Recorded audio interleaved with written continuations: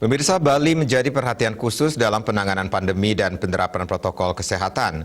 Menurut Menteri Koordinator Bidang Pembangunan Manusia dan Kebudayaan Muhadjir Effendi, dalam keterangan virtual dipantau di kanal YouTube Sekretariat Presiden, hal ini dikarenakan Bali akan menjadi tuan rumah berbagai event internasional tahun depan.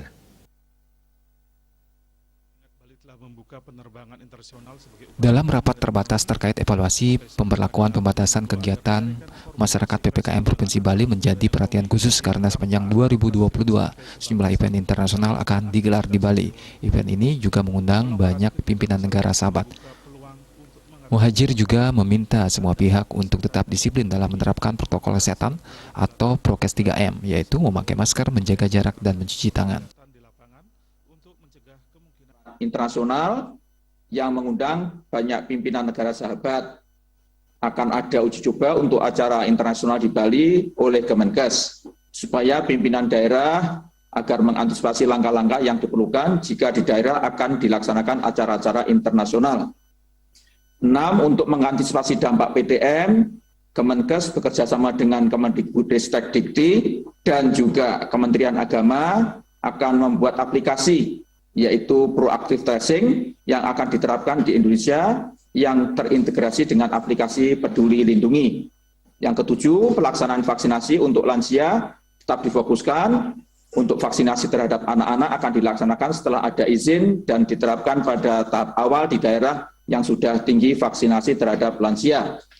Kemudian untuk perjalanan akan ada perubahan, yaitu untuk wilayah Jawa dan Bali, perjalanan udara tidak lagi mengharuskan menggunakan tes PCR, tetapi cukup menggunakan tes antigen.